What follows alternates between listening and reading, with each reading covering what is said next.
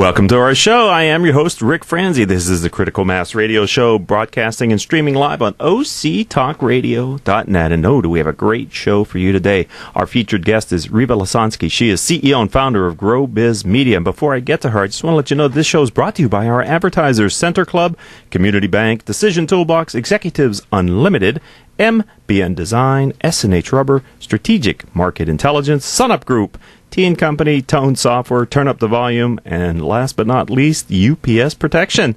The goal for this show is to help you, our listening audience of CEOs who are running middle market firms, to improve your decision-making skills. If you'd like to connect with me on LinkedIn, I'm Rick Franzi. CEO Peer Groups is my Twitter handle.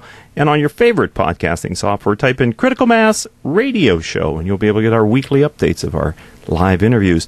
Finally, don't miss our YouTube channel, Richard Franzi. Rieva, welcome to the show. Thanks, Rick. It's great to be here. Yeah, I've been excited to have you here for some time. Let's get right into it by talking about you. Tell me a little bit about your professional background, Rieva. Well, it seems, because I'm so old, that it should take a long time, but it doesn't. I came to California like 37 years ago, right before my money was going to run out and have to go back to New York.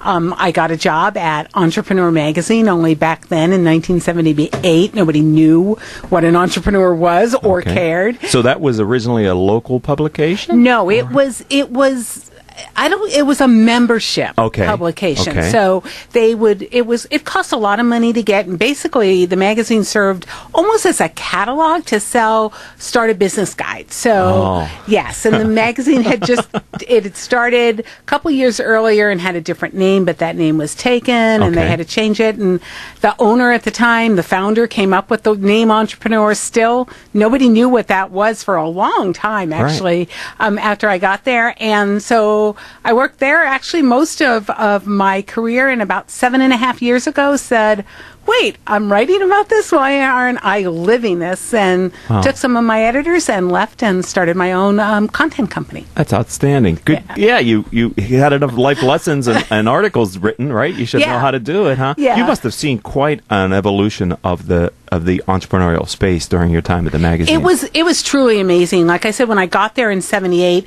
seriously, nobody knew what that was. When I went for the interview, because I answered an ad actually in the LA Times, I didn't know what the word was, and I had a dictionary, and it was not in that dictionary. And, this is pre-cell phones. So I lived over in the Valley, and the magazine was in Santa Monica, and I told my friends, this is the address where I'm going. I don't know what this is. If I'm not back in 2.5 hours, please come look for me.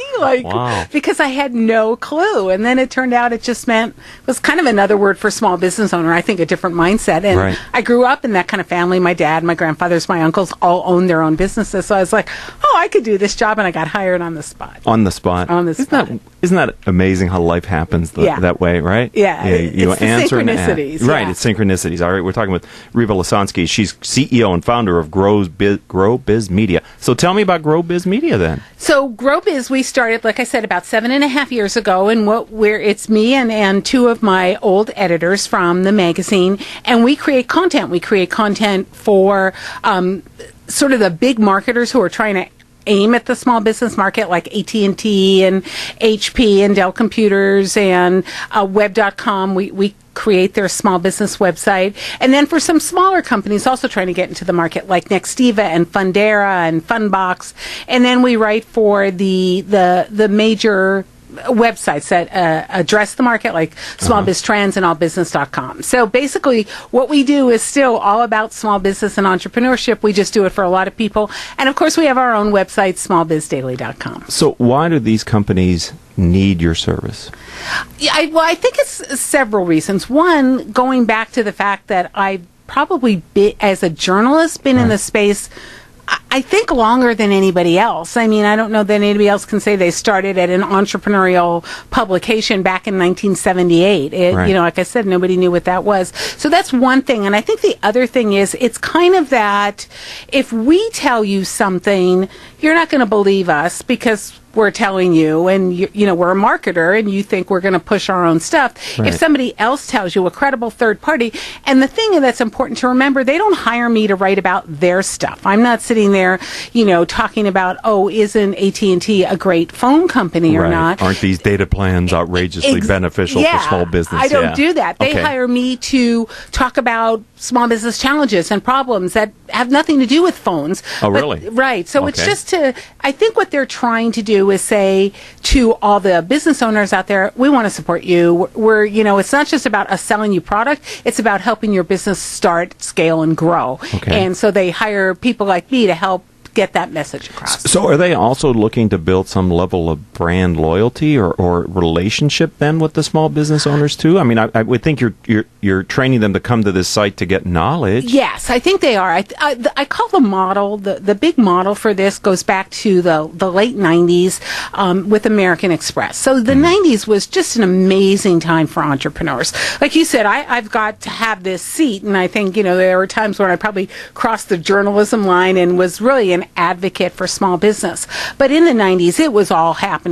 Coming out of the recession of the late 80s, there was just so much energy. This is pre-.com even. So much energy going on in the entrepreneurial movement that was bringing in people who previously hadn't been in there, women and minorities. So there was just a lot of stuff going on. And so at the end of the 90s, after now, the dot-com is booming. Right. So around 98, 97, American Express had spent all those years marketing themselves as the exclusive card, right? So, and all these small business owners, nobody was applying for the card. They all had MasterCards and Visas, and Amex looked and had basically zero share of the small business market. So they put out an RFP. We won the RFP, and I did a 2.5-year program with them where I recorded 1-minute success secrets for the radio. We were on K-Earth in the LA Metro. Sure. And but their marching orders to me were, we don't want you to talk about money. It's not about having people think, we need to use their credit card. We want you to talk about marketing and employees and all the other things, because we want to be a friend to entrepreneurs. We want them to realize that they can rely on us even when we're not trying to sell them something. And I think that's the model, and I think that model is still in place today. Do you think, I'm talking with Rieva Lesonsky, do you think that was the early incarnation of content marketing then? Yes.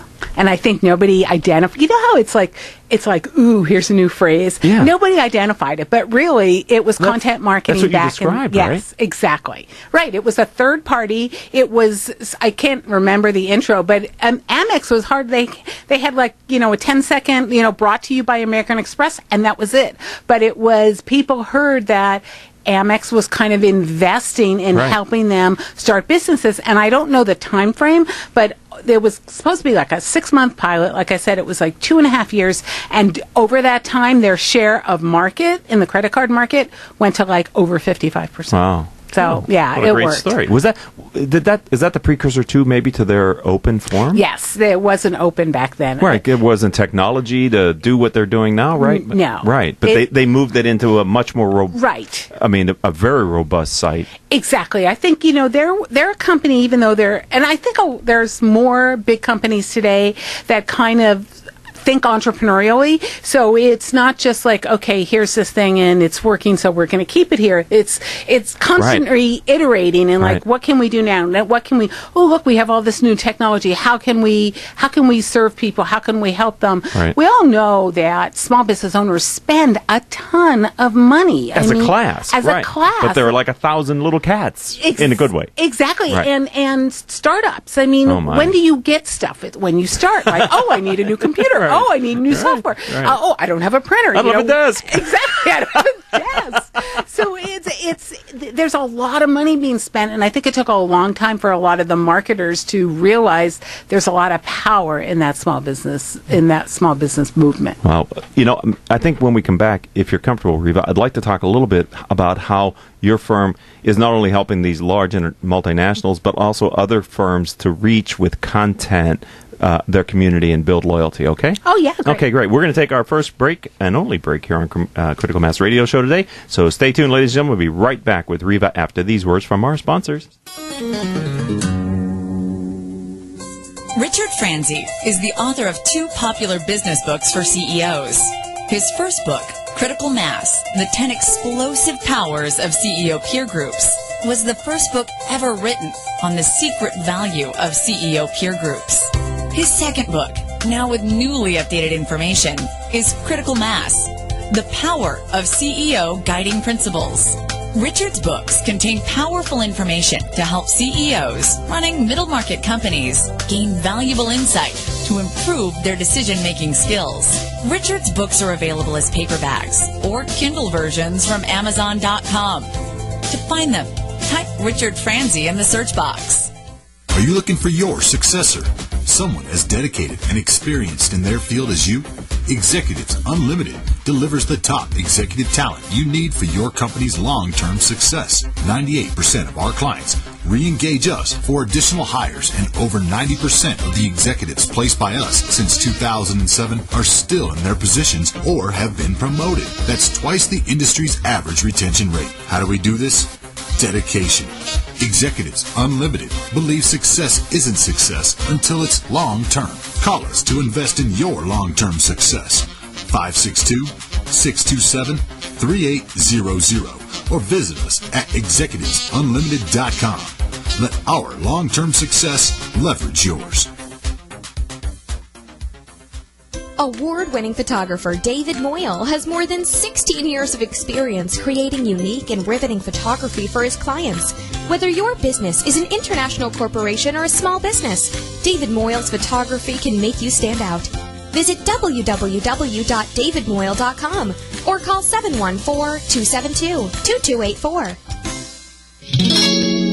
And welcome back to this edition of Critical Mass Radio Show. I am your host, Rick Franzi. Rieva Lesonsky is our guest. She's CEO and founder of GrowBiz Media. Before we rejoin the conversation, I just want to remind you that all of our shows can be heard anytime on iTunes, Stitcher, Spreaker.com, several hundred former guests' websites whose company has had their CEO on our show, and they've put the interview on their homepage or in the media or someplace on the company's website, as well as various other business-oriented podcasting services. Each month we have several thousand downloads of our podcast, and I'd like to return to Rieva. You know, I said before the break I'd like to kind of bring it back to small business. Middle market companies, CEOs listen to the radio show, so can you share from your experience how important it is for small companies to publish content in order to kind of what we talked about the large companies doing, attract a community, not just a client, but a community member? Yeah, so content today, because it's always been important, but it's even more important today because of Google.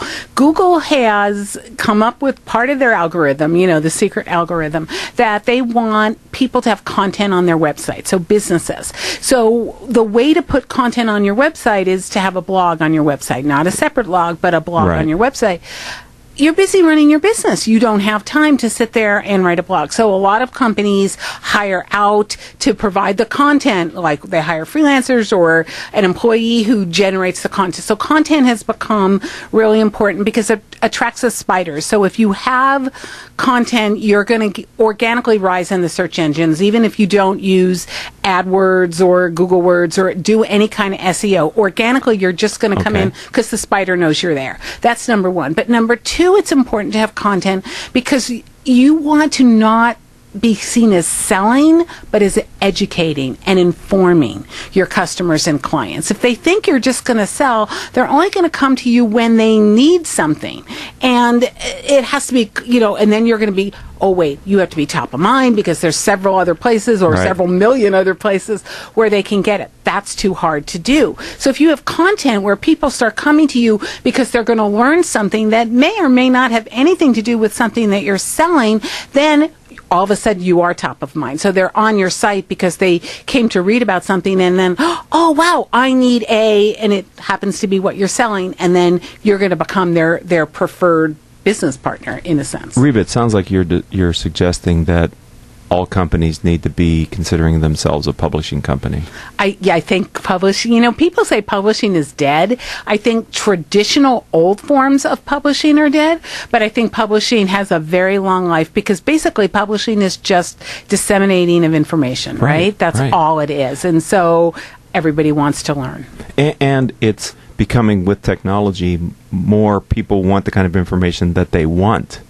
Exactly, because you can, you know, just look at the small business market as a whole. There, you know, depending on whose numbers you believe, 28 million, 13 million, you know, the government says there's about 8 million people with employees in this country. So just whatever segment of that you want, right. Everybody has different needs. So you can't go out to the market and say, here's the ultimate small business or entrepreneurial kit of information, because somebody right. might really know marketing but need financial help, or vice versa. And so you have to be able to offer sort of a big wide variety of content so someone can come to you and find what they're looking for, not what you want them to know. Right. And with the idea being that those are the kind of people that ultimately could benefit from your service or product, right? Exactly. Because small business owners, at some point, this world, the world of entrepreneurship changes so fast. Just in terms of technology today, makes everything else move so fast. There's always something, because they're, busy